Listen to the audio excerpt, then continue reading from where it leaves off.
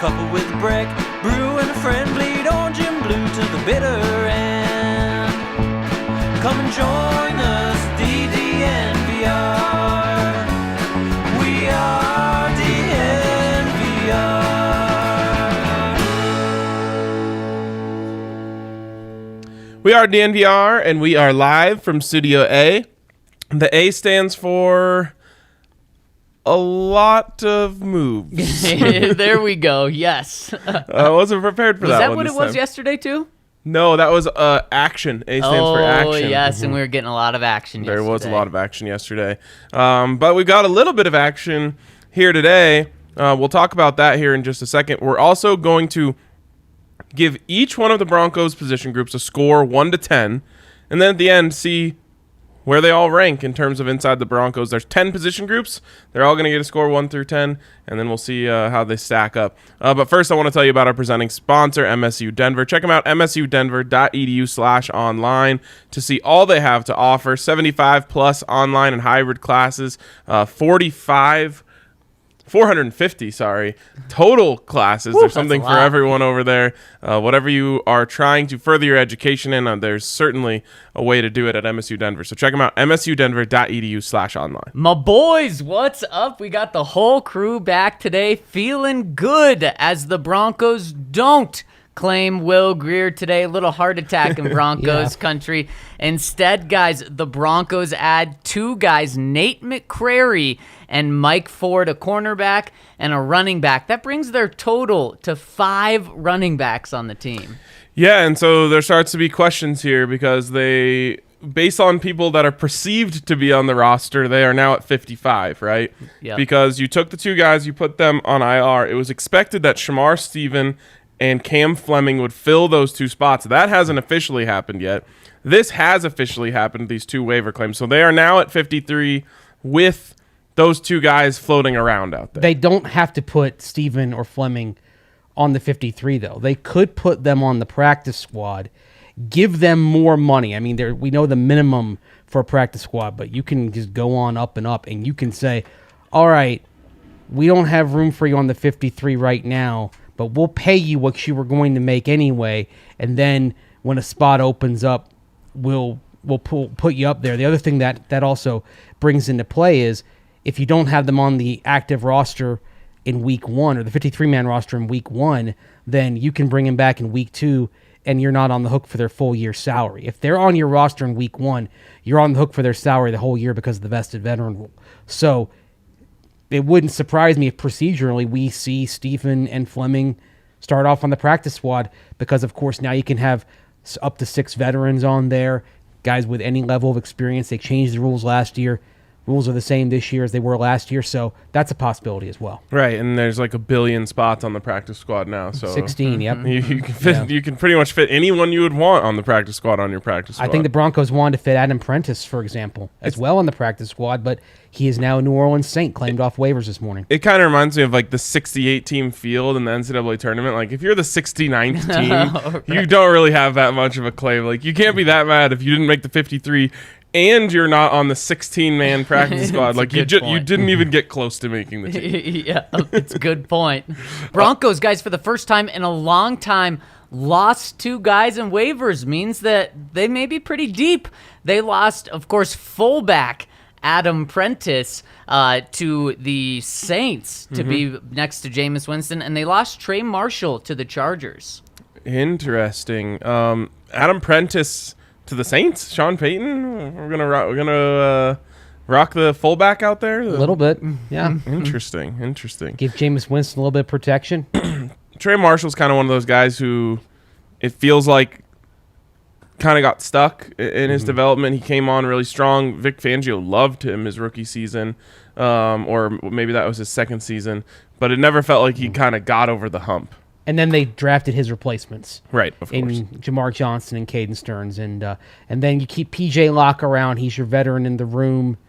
But they feel good enough about how Stearns came on. And then Jamar Johnson emerging late that you were willing to roll the dice on Trey Marshall not coming back. And, with his experience starting a few games, he made sense for a lot of teams. Made sense for the Chargers. I mean, when Trey Marshall's your 6th safety, you're okay saying bye. Yes, of course.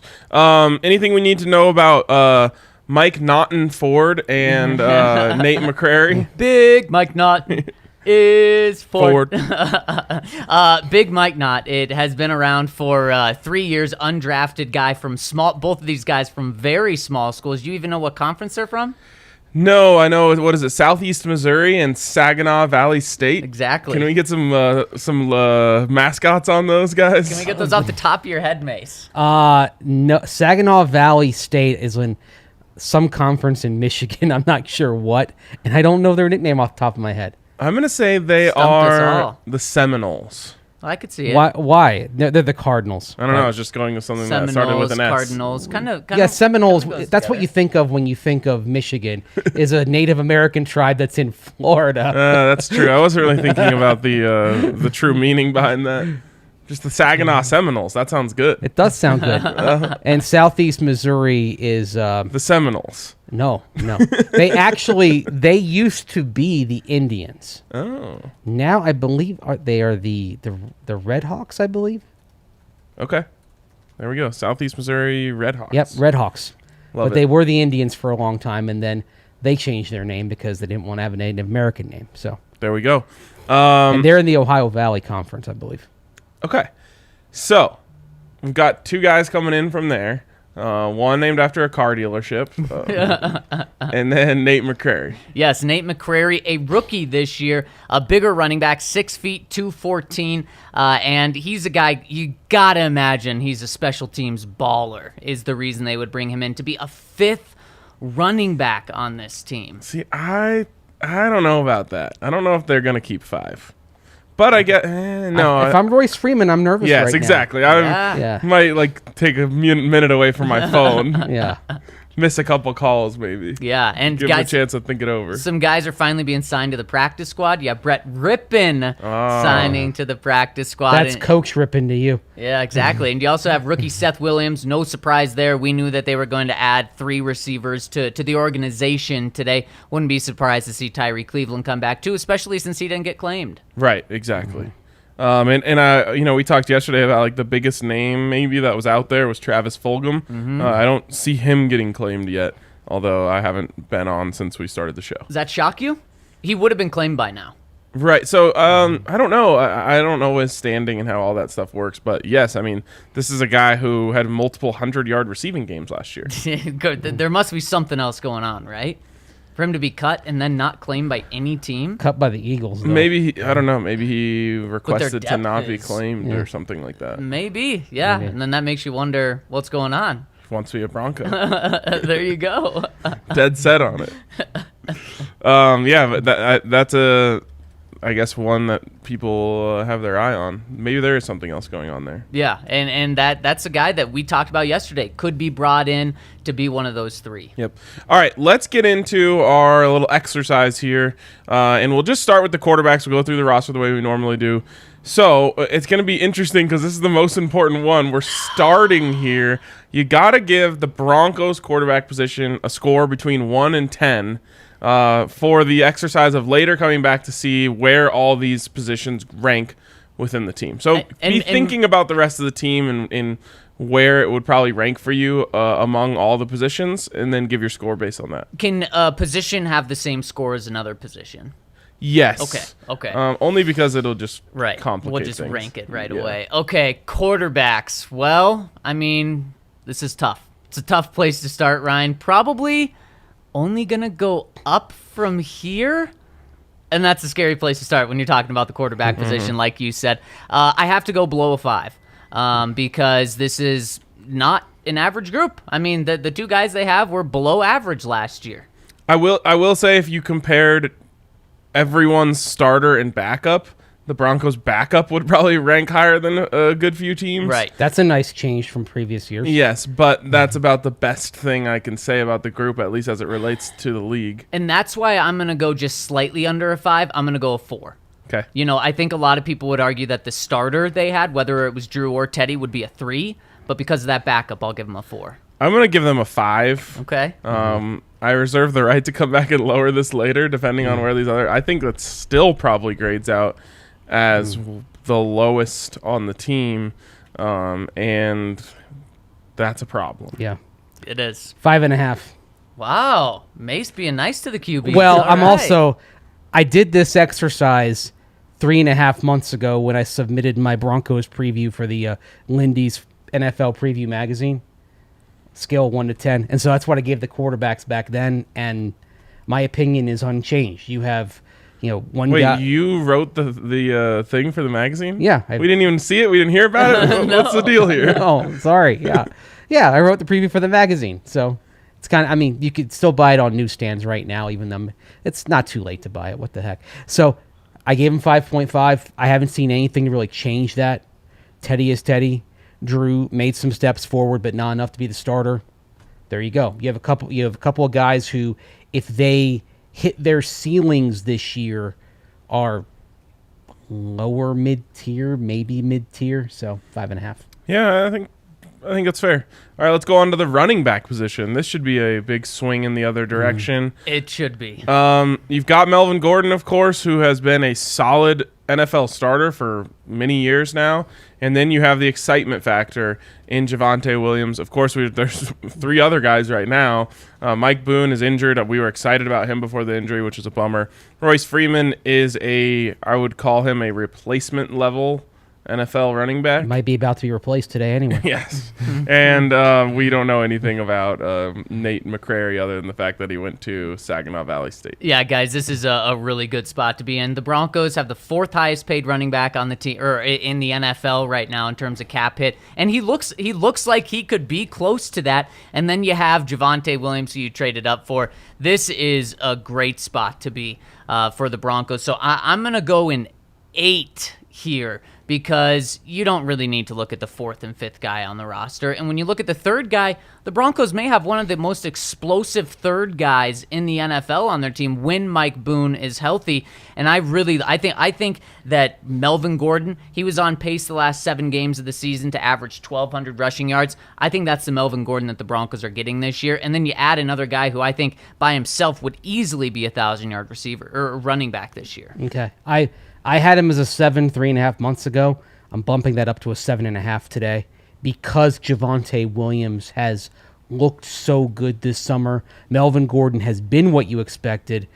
I had high hopes for Javonte Williams, but he looks ready to start right now. If you need him, it's an above-average group. Yeah, I think I'm with Mase on this at 7.5, mainly because they don't have that guy, like the guy who everyone's afraid of. I think Melvin Gordon is very good. I think Javonte Williams can become that guy. But at this point, I don't think teams are saying, like, oh, gosh, how are we ever going to stop this Broncos rushing attack? To me, like, 8 and better, it's something you when you put on the film, you're saying, we might be in trouble here. So I'm putting them at 7.5 with room to obviously jump over that if one of those guys really breaks out. Don't you think a 1,200-yard rusher when he's splitting the reps is that? I don't know. It didn't feel like it. You didn't feel like I thought Melvin Gordon's end to the season last year was incredible. His beginning wasn't though because he had a lot of the fumbles early. But I'm not saying his entire season last year. I'm saying I think he's picking up from where he left off. I just don't think it strikes fear yet. That's fair. That's fair. Yeah. I just think the combination of those two do. Hopefully it does. I'm guessing the running backs you think strike fear. They're like the Ezekiel Elliott's, Saquon Barkley when he's healthy. And those are 10s to me. Nobody gets a 10 on my scale. To me, to get a 10, you have to have the best unit in the league. Like only one team can get a 10. That's fair. And I mean, Derrick Henry is about as good as it gets right now. Yeah, he's probably a 10. Talk about striking fear. Yes. When you play them, you are very worried. Yeah, but I mean, we're splitting hairs here. You guys went 7.5. I went 8. Let's go on to tight ends. Let's go wide receivers. Okay, wide receivers.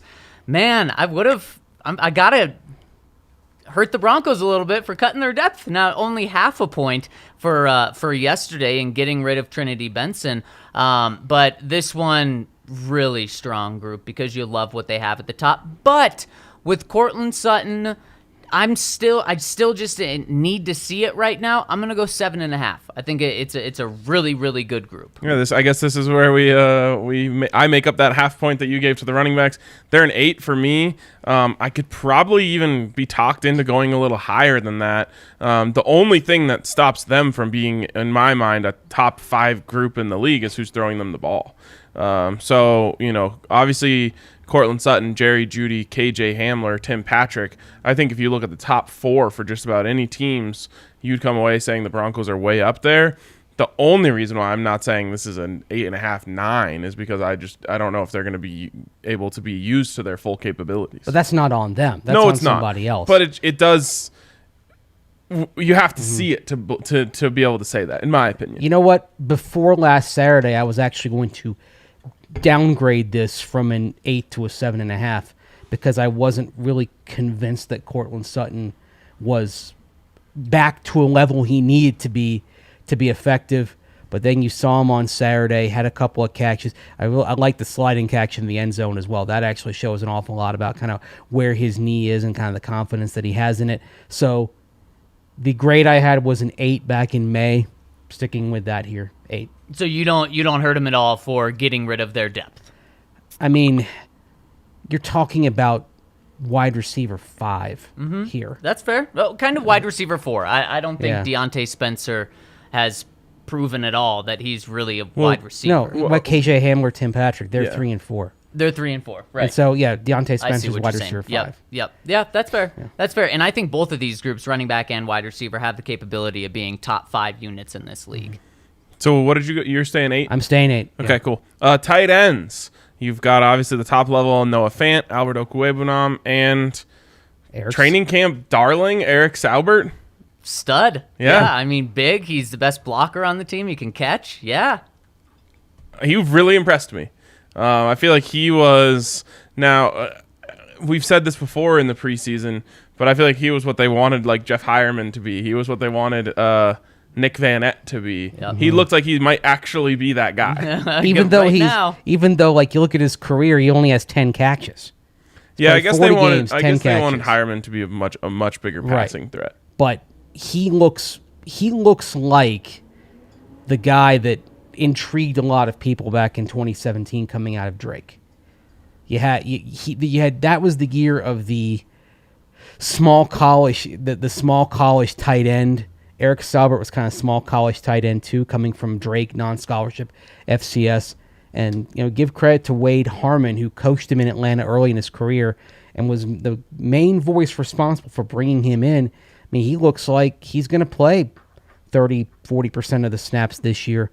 This group's a solid 7.5 right now for me. Something we didn't talk about yesterday, Zach, is the idea that the Broncos let go of some of their wide receiver depth, potentially because they plan on playing more 2 tight end personnel sets. If that's the case, I'm like changing my feelings on those moves entirely. If they end up lining up with 2 tight ends more often than not, I will be very, very pleased. We saw it a decent amount in the preseason, so there certainly is hope for that. And don't you want to get 2 of these 3 guys on the field, specifically in passing downs? Get Albert O, get Noah Fant. I mean, just an absolute nightmare or matchup nightmare. Yeah, I mean, it's interesting. You have a good few guys that could be described as a matchup nightmare, and you just have to pick up who you're playing against and who becomes more of a nightmare. Because if you're putting Albert O out there, that means you're probably taking off Tim Patrick or KJ Hamler, obviously potentially both. So is the speed more of a matchup nightmare, or is the size more of a matchup nightmare? And do you prefer that size on the inside, or do you prefer it on the outside? It's a good problem to have. And the other thing is when you're looking at the overall depth of receiver, tight end, and putting them together in one group, let's say, God forbid, you have a couple of injuries at wide receiver. You not touch wood, but you lose Jerry Jeudy for a little bit. You lose Cortland Sutton for a little bit. If they had kept Trinity Benson, is Trinity Benson all of a sudden playing a lot? Or do you start thinking, actually, our best way to compensate for this is getting Noah Fant out there for not just 80% of the downs, but every down, and getting Albert Okwuegbunam out there as a big wide receiver, kind of treating him the way the Giants treat Evan Engram, where he's barely lining up as an inline tight end. He's effectively an in-space guy. I'll be really interested to see how Albert Okwuegbunam does without his guy at quarterback. Drew got out there and Albert O got out there, and Drew was like zeroed in on him for the whole game, got him a touchdown. So. Yeah. Teddy was finding him as camp went on, though. That was one thing that I noticed kind of the last couple of weeks of camp, was that Teddy and Albert O were starting to click as a combination, and Teddy was starting to look for him.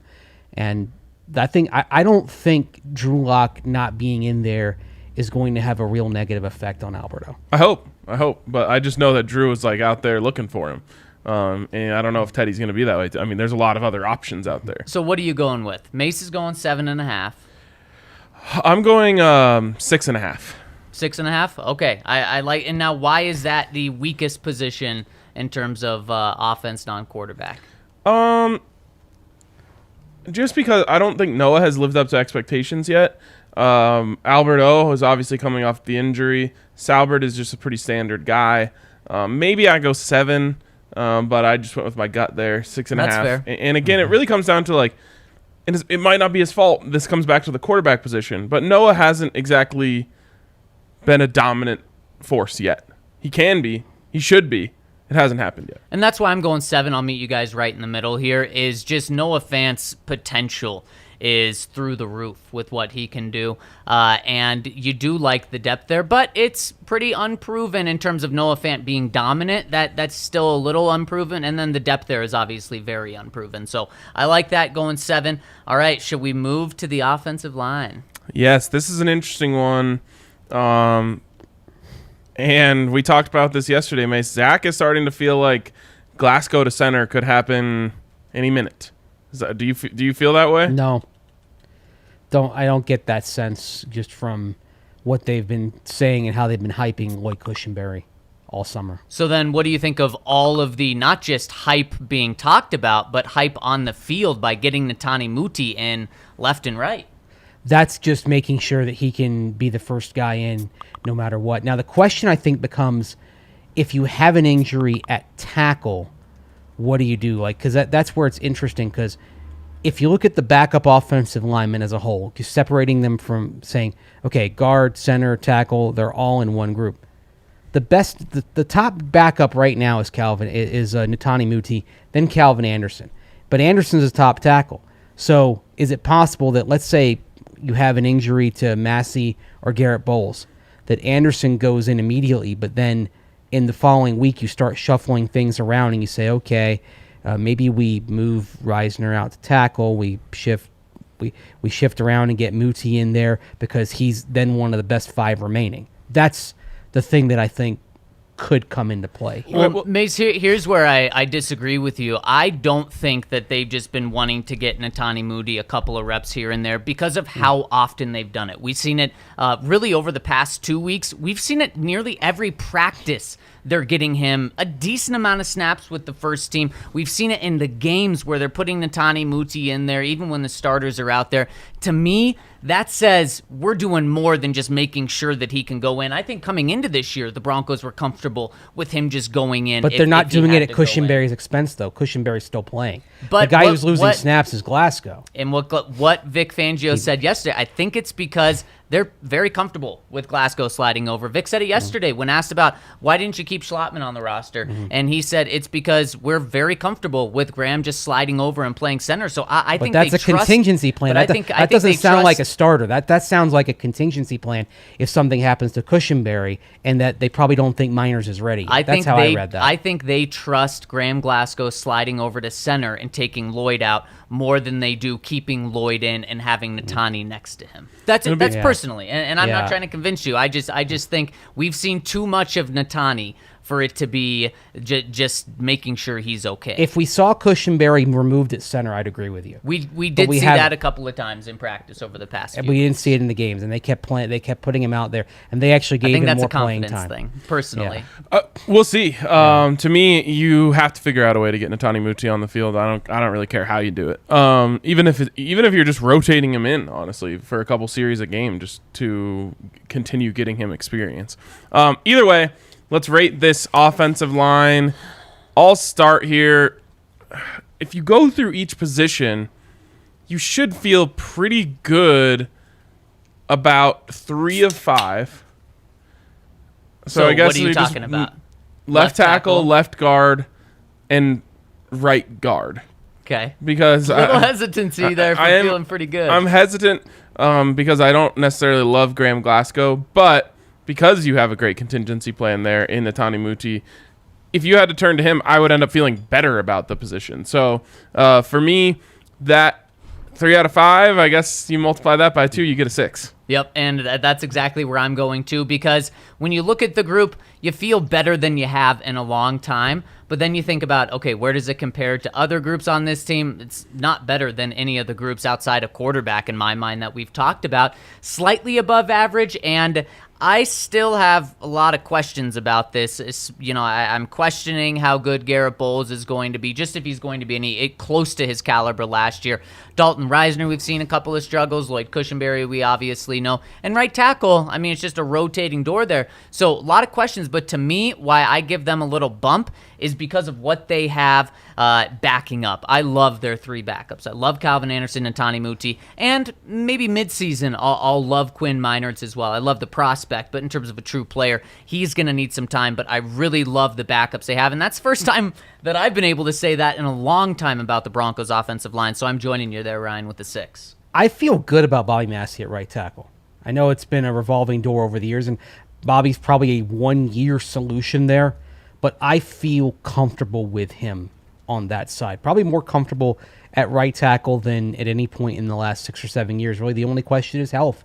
Can he stay healthy? He's at year 10. He's at the point where you may have to budget that he's missing 4 games over the course of the season. And that's my only concern with Bobby Mase is over the past 2 years, he's missed half the games. But as a player, he's good. Yeah. Availability is more important, though. I like Calvin Anderson stepping in, but anytime you have to go to your backup, you have to keep that into account. Too. And I'm not, and with Calvin Anderson still having struggles in pass pro, I'm not convinced that the best solution is simply putting Anderson in just yet at right tackle if something happens to Massey. Like I would consider moving Dalton Reisner outside to tackle, even though that's something they have been very resistant to do. Yeah, in I don't think Reisner's time. I agree with you. I just don't think there's any chance they do it. Yeah, and that's something that I would think long and hard about if something happens to Bobby Massey. You mentioned Reisner. He's struggled at times in camp. He's struggled since the scheme change. A little bit. He actually really hasn't been the same since the ankle injury in 2019. Yeah. And so this year's kind of a prove-it year for Dalton Reisner. It's a big year. It's a big contract or you may not be here next year. I mean, Graham Glasgow, we know his contract situation. Everything is pointing toward the Broncos probably moving on from him in the offseason because of the way Muti's developing and how Miners is coming along. But Reisner's situation is bubbling beneath the surface. And then for Garrett Bowles, this wasn't a great camp either. Yeah. So I had him as a 7 going into camp. I'm actually, even though I feel good about Bobby Massey, it's a 6.5. I'm downgrading him a little bit. I'm a little less confident than I was going into Higher camp. than both Ryan and I, though. Yes. Okay, let's move on to the defensive side of the ball where I feel the grades will be much higher. But first, I want to tell you about our friends over at Breckenridge Brewery. This Friday, huge Breck Brew Day because we open the morning with the DNVR Kickoff Classic, 8 a.m., Common Ground Golf Course. Going to be an absolute blast. Breckenridge Brew supplying the beers out there. We're going to be all over them all day. Then you finish that, and you head up to Boulder for the DNVR Buffs / All Buffs tailgate, which is going to be taking place on the north side of Farron Field. More Breck Brews there for everyone to have. It's going to be a huge Breck Brew Friday. And there's never really a bad day to drink Breck Brews. The best might arguably be Friday, but no bad days for Breck Brews. Make sure you check them out. Whatever your favorite style of beer is, you're probably going to love Breck's version of it. Man, what Breck Brew Friday times 10 yes. is what this Friday is. Love it. And speaking of times, let's do times 200 over at DraftKings Sportsbook. If you bet $1 on any week 1 game, you'll receive $200 in free bets instantly. You can't get any better than that, guys. 200 to 1 odds. Mase, I don't know what that would be in your well, you said 200 to 1, right? Yes. It'd be 201. Oh, well, then easy enough. Everyone can understand that. 200 to 1 odds over at DraftKings Sportsbook. All you have to do is bet on any Week 1 game, and we know that we're all going to be in on the action this NFL season, so might as well get started in Week 1 to get that $200. Also, hammer the over this weekend. There are so many good college football games this weekend. Get in. Maybe you get in this Friday. On a Breck Brew Friday, get in, get your $200 in free bets, get in on the hammer the over, and by the end of the weekend, you'll be sitting pretty at DraftKings Sportsbook. So make sure to download the app now. It's, of course, America's top-rated sportsbook app. Use the code DNVR when you sign up to get that $100 to $200 offer, and get that app now for a limited time only at DraftKings Sportsbook. Must be 21 or older, Colorado only. New customers only. Restrictions apply. See DraftKings.com/sportsbook for details. Gambling problem? Call 1-800-522-4700. If you like what you hear on this podcast, if you want to read more, if you want to read me talking about the importance of special teams on the Broncos roster based on what we've heard from George Payton over the months, you want to become a DNVR member today. But there are so many more perks than just being able to comment on our podcast and being able to read the content cranked out by the three of us and the rest of the staff here at DNVR. You can also get discounts at the DNVR Bar. Get the big beer for a price of a small beer, which is going to come in handy if you want to have your fantasy football party here at the DNVR Bar. This is the time between now and next Wednesday. It's the big time for fantasy football drafts, and this isn't just for members. This is for everyone. So sign up to host your fantasy draft party at the DNVR Bar, and you'll get 2 free pictures of beer, one Breck beer picture of your choice and one draft beer of your choice. All you have to do is call the bar from 3 p.m. or later, or the easiest way is to email gm@thednvrbar.com. That's gm@thednvrbar.com. And you can have your fantasy football party here. And, of course, if you become a DNVR member, you can talk about fantasy football in our members-only Discord. You also get extra raffle tickets, a free DNVR shirt with an annual membership, and free or weekly deals on DNVR Locker merchandise. And we've got some new T-shirts dropping here in a little bit. You're going to want to get in on those. So become a DNVR member today. And really quick, guys, just a little update on the Broncos practice squad. They're building it right now. You got Brett Rippon, Seth Williams, Tyree Cleveland, so you cut both guys, get them both back. Austin Schlottman, you get the height back. Mase has got to be happy about that one. Hey. You get Kendall Hinton, the Hall of Famer. I know everyone's really happy about that. Drew Himmelman. So you get the height back, and Sean Byer as well. Drew Himmelman, pride of Castle Rock. Yeah. Good to see him. 6'9"? Yeah, and of course Sean Byer had a really good camp. Other years without so much depth at tight end, I think you would have been talking about Sean Byer being on the 53. Good to see him pass through. Good for the Broncos, at least, that they can pass him through. And you know how they like their Iowa Hawkeyes too. Yep, they do. They say, especially at tight end. Who doesn't love a Big Ten tight end? Yeah, the Broncos certainly do. Okay, let's move on to the defensive side here. We'll start with the defensive line. Defensive line, man. You love Draymond Jones and what he can do. You love Shelby Harris. And the question is, how much are they going to be using Mike Purcell? Guys, I think this is a very good unit with the potential to be even better than the grade that I'm going to give them. But I'm going to go, 6.5 or 7.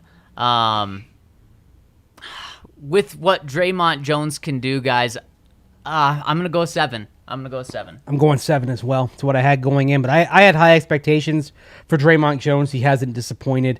Shamar Stephen, nice depth, even though he didn't stick on the 53. They're going to probably find a way to bring him back one way or the other, but it's a deep crew.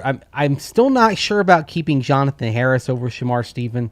That was a move that I didn't particularly agree with, but you are talking about basically D lineman 6 at this point. This is not something that will probably affect things one way or another. It's probably also a vote of confidence. McTelvin Agim had a good camp as well. And that's one of the things that just put me to a 7, is he's just been so good this year.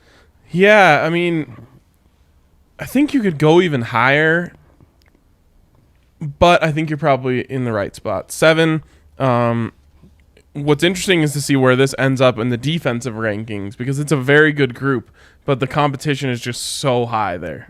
It is, and that's just why I was a little hesitant going so high, but I don't want to knock them because of just who they're playing with. Yeah, the interior is just a little bit of a question mark for me with Mike Purcell coming off an injury. And I just don't think that they're going to use him that much. Yeah. I mean, I think that's a guy that's off right away when you go into sub packages. And we For saw sure that in it the is. preseason games. I mean, when they did a lot of sub package work, and it was Mike Purcell rotating out, other guys rotating in.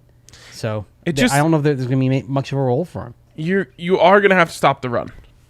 Remember, I think it was Vic Fangio's first season. They couldn't stop the run in the first 4 weeks of the season, and it led them to 0-4. Yep. And then they made the change. And then that's when they brought in Purcell and Yeah. Alexander Johnson. And that was a revelation at the time, but the season was already over because they couldn't stop the run in the first 4 weeks. And they stopped trying to make Shelby into a nose tackle. Oh, my God, yes. Poor Shelby. Those 4 weeks. Once he left, it looked pretty good. Yes, it did. Okay, let's move on to outside linebackers. One of the best, the cream of the crop. And guys, we're not just talking about Von Miller and Bradley Chubb anymore. We're talking about Jonathan Cooper, Malik Reed, maybe even Andre Mintz. Now, we hope we're not talking about him as an outside linebacker this year. That would mean some bad things happened ahead of him. But this group, they could be the 9.5. But we haven't seen the elite play as of recent. But gosh, the talent is there. I've got to go 8.5. Yeah, and I think you're right on track there. You're tempted to go 9, but that is elite caliber production. And it just hasn't been there since Vic Fangio got here. Yeah. That elite caliber production. So I'm just, it's a little bit of that wait and see where it's like, it's there. But like I said, since Vic has been here, what we saw was that first 4 week stretch where they didn't get any sacks. Then there's been injury troubles and all that stuff since then. We just haven't seen them go out there and produce at an elite level. It's 8.5 for me. Here's my unsolicited advice to Vic Fangio. You know what could help get you that elite level production? Rotate your guys liberally. Keep them fresh. And that's the way what- Wade Phillips used to, and now you have the luxury of doing that because you have Malik Reed coming off the bench.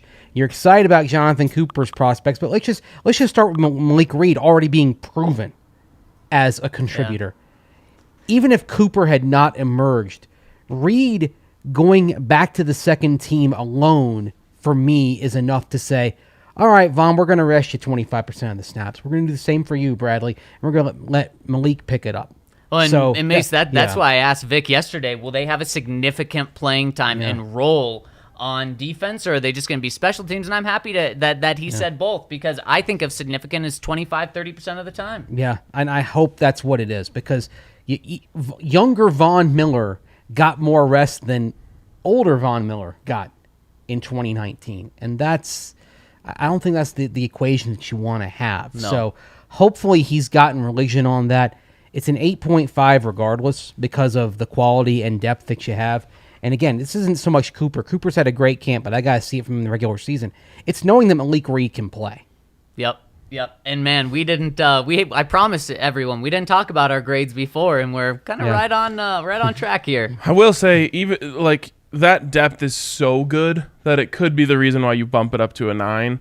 But again, I just think 9 means you are producing at an elite level, and they just haven't done it in a while. Yep, exactly. Should we go inside now? Yes, this is an interesting one. It's a dark spot for the defense. It is, and you've got Alexander Johnson, Josie Jewell, Justin Strnad, Baron Browning, who we don't know much about, and then the new guy, Jonas Griffith, Jonas The Griffith. new guy. special teams guy. Yeah.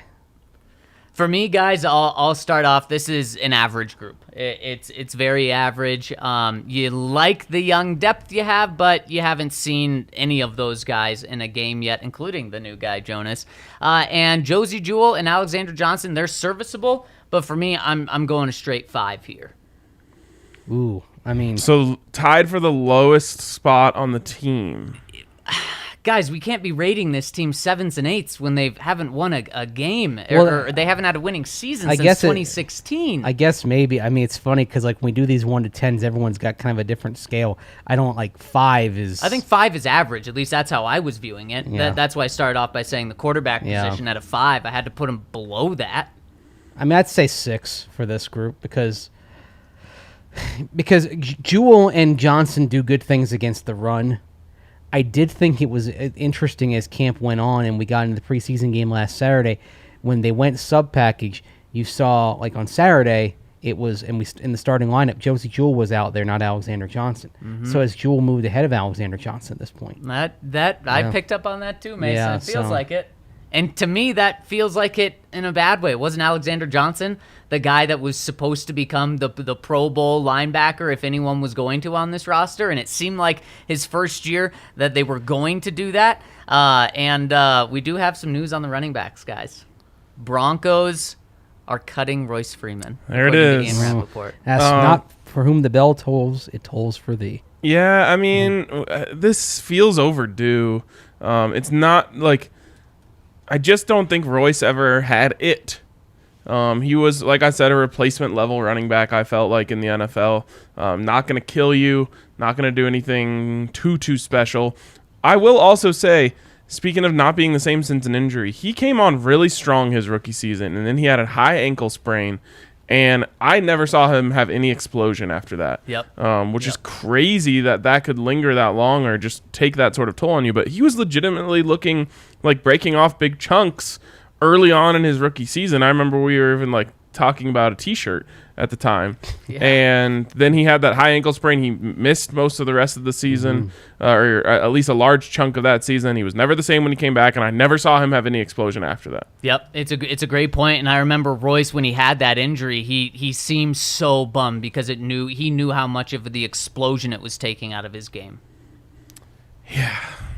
He had 4 touchdowns in his first 7 games as a Bronco. Right. Yeah, exactly. That's what. And then after the explosion was gone, because didn't it happen right then? It happened in that Arizona game on Thursday night. He had 4 touchdowns in that game, and then he had what? He had 4 the next season, and then 1. So he had 4 touchdowns before then, and 5 touchdowns after that. Think about that. So literally 4 in his first 7 games, and only 5 for the rest of his career with the Broncos. Yeah, shame. It is a shame, but like I said, it kind of felt like it might have been coming around the corner when they signed another running back today. They clearly wanted to work on that. Yep. All right, let's really quick. Does that change your running back rate at all? No. Yeah. It's the 4th running back. Let me break the tie here. Mace, what was the score you gave? I gave him 6. 6. And you said 5. Yep. I'll go 5.5. All right, there we go. So an above average group there. Yes. All right, now we get to move on to the cornerback position. This is well above average. So I said, right, only one team in the NFL can get a 10. Yep. I'm giving it to the Broncos. Hey, how about that? And it should be, guys. It's the highest paid cornerback, $40 million.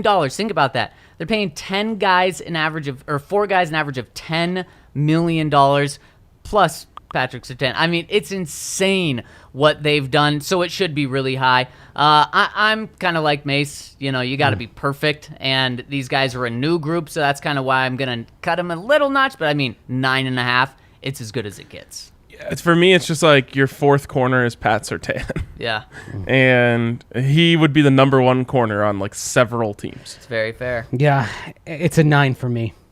Just superlative depth, like you mentioned, with Surtain being the 4. You're set for the short term. You're set for the long term. I mean, I can look beyond the horizon and say they may not need to re-sign Kyle Fuller or Bryce Callahan with Pat Surtain, with Ronald Darby. O.J. Moutier was doing some good things in camp before he got hurt as well, although you hated the penalty that he had against the Vikings. But then you got Essang Bassey probably entering the chat here in a few weeks as well, which I think is part of why they figured they could go with the corners that they had right now. They know that they can have Bassey and Duke Dawson, but more likely Bassey available to them at midseason, and they're pretty high on him as a potential number 3 corner. So there's a lot to like in this room. Tons to love, and pretty good grades. I think that's going to end up being our best, except if this next position's able to compete with it at safety, guys. For me, the starters are on that caliber. The backups are just too young to be able to say that at this point. Wait, but you just said Pat Surtain was He's the 4th corner. Potentially. I'm not arguing. And obviously he doesn't look and play young. So for me, this is a 9. It's the top level talent is pretty much as good as it gets, I think, in terms of a starting safety duo in the NFL. Behind that, there's just some question marks. So that's what stops them from really being in that crazy high category of 9.5 or 10. And I'm going 8.5 here. You have one of the best in Justin Simmons. Kareem Jackson's still very good. But like you said, the depth is unproven. But guys, 8.5, still fantastic. Yes, it is. Absolutely fantastic. Yeah, the depth is why it's only 8.5, but that's, again, that depth could change over the course of the year. We're going to probably find out at some point what Caden Stearns has, what PJ Locke has, what Jamar Johnson has at some point in the year. And you feel, I will say this, I saw enough from Stearns and saw enough flashes from Johnson as the preseason wound down to where I feel much better about a potential transition next year to Justin Simmons with one of those 2 draft picks from this year playing alongside him. Yep, and I think the Broncos do as well, especially Caden Stearns. But you're right, Jamar Johnson may be the guy that surprises. And he probably had the best single game of Stearns or Johnson, of the 2 of them at safety on Saturday night against the Rams. And given where he started and how far behind he got, I think they're pretty excited about how quickly he has closed the gap. So there you go. We have the full rankings here. Are those up? Whose are those, Kale? Do we need averaged? Just an average? Okay, perfect. Yeah. Perfect. So it starts with quarterback and ends with cornerback, going from 5 to 9.5. You can kind of build the rankings there as you look through it. So it goes quarterbacks, inside linebackers, offensive line, then tight ends and defensive line are tied, moves up to running backs, then to wide receivers, then to safeties, then to corners. I think that feels pretty good. Pretty darn good. I think we nailed it. And just look at how strong the defense is. That's no surprise. Not only the highest paid cornerback room, the highest paid secondary, the highest paid defense, plus you add a first round pick, a top 10 pick on top of it. This group should be fantastic. It absolutely. That's why we're saying the floor is top 5, not this top 10 stuff. The floor really should be top 5. They should be top 3. Yeah. The floor is absolutely top 5, and the floor for Bradley Chubb and Von Miller should be 20 sacks. And it's on Vic Fangio to make sure that these units, these position groups, produce. Yep, it is. So what if they don't? What if the defense is 8th? That's Adios. a disappointment. It's a big disappointment, and this team, unless the offense really surprises and they're top 10, it's probably not going to be a winning team. Like, let's say your defense ranks 8th, your offense ranks, say, 21st, and Not you finish making the playoffs. 9-8. I don't think you're gonna have a winning record. If your defense is bottom 10, or if your offense is bottom 10. So your defense is top quarter, but not meeting your expectations. Is that the type of record and outcome where you're saying, all right, let's get another guy at head coach? I think if you're George Payton, you're saying it's going to be hard for me to put together a unit again that's as good as that defense. Mm-hmm. If the best we can do with a defensive quote-unquote guru is 8th in the league with all that talent, I got to go in another direction. And he gave him his corners. He did. And stack that on top of last year. Were there a ton of injuries? Yes. But did we see a special defense in year 1 with Vic? No, we didn't. Did we see a special defense in year 2 with Vic? No, we didn't. So if the best he can do, like Ryan said, is 8, then yeah, it's not going to do. And clearly, you need to do something big time on offense if you're still bottom 10. So that would probably mean getting an offensive guy. And the way you're going to get the best offensive guy in is by making him the head coach. Yeah. And otherwise, you're going to be getting somebody unproven. And the question then becomes, do you want an offensive coach who's been around the block, who's done it before, like Doug Peterson, or do you want one of the guys who hasn't been a head coach like a Byron Leftwich or a Brian Daboll? All right, we got a couple super chats here to get to before we end the live segment, so let's do that. From Nick, do the Broncos have the most physical offensive players in the NFL between Cortland, Judy to some degree, Javonte, Boone, and Salbert? I feel like just in the names that you mentioned, you answered your own question. I don't think so. I don't think so. Cortland and Javonte are the only ones there that, like, just jump off the page for me as really physical guys. Jerry Jeudy is a finesse player. Yes. And he's not physical. And Salbert is a blocker, but there are a lot of blocking tight ends out there. Yes. Mike Boone is a question mark. Yeah, exactly. So probably not. He's a third teamer. I mean, let's be real about his contributions. So this came in two separate parts, but this is the question. All right, from Kenny with the super chat. Appreciate the super chat. Also, Nick, thank you for that. I agree that Dalton had me worried last year, but after rewatching the games, Dalton looked motivated. There was a play against Seattle where he just destroyed a dude. The O-line feels meaner.